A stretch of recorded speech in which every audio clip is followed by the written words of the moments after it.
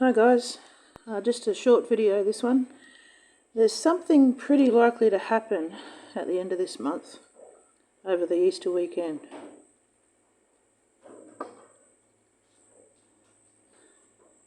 Easter and a red heifer. Why?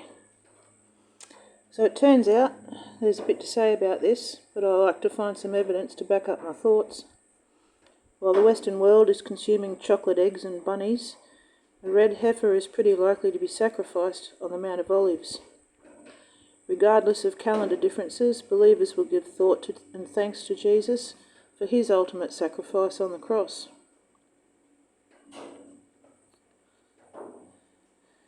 So there is such thing as a Shabbat of the red heifer.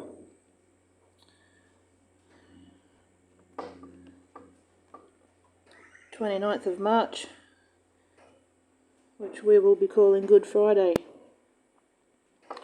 The Sabbath of the red heifer takes place on the Sabbath before the Sabbath HaKadosh in preparation for Passover. So, by their Torah, this must happen before Passover. And the date, Friday they march down there. That's on hebcal.com. Our piece of land on the Mount of Olives is owned by a rabbi, and it has been deemed worthy as the site for the sacrifice of the red heifer. The carcass will be burnt and the ashes will be used to purify the new temple and the assigned priests. Of course, we know that the Old Covenant was replaced by Jesus' sacrifice, but the Jews don't recognise Jesus as the Messiah. So they've been waiting for this unblemished young cow as a sign of the end times and the arrival of their Messiah. But the temple isn't built yet, or is it? What if this is the temple they plan on blessing?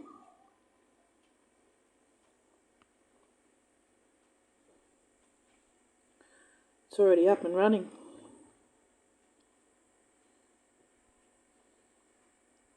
I think it's 12 months now since it was open to the public.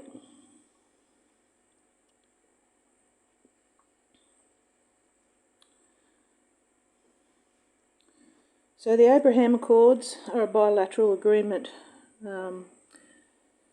signed between Israel and the United Arab Emirates, and then Israel and Bahrain, mediated by the United States.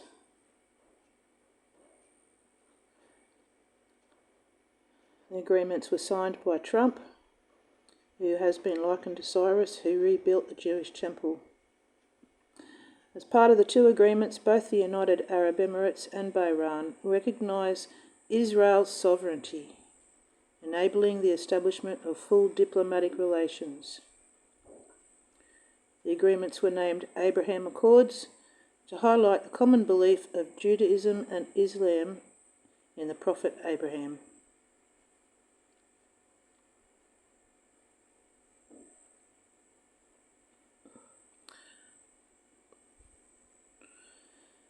So they've just been waiting on the red heifer, which they now have. Remember, in the Bible, the Antichrist needs a temple to desecrate. The devil's own rip-off of the Jews' third temple, the house of prayer. Pope Francis is behind it, unveiling what he calls the Abrahamic family house in Dubai. With a goal to bring international peace, understanding and brotherhood to the world's three religions that all sprang from Abraham. That's Muslim, Catholic and Jewish.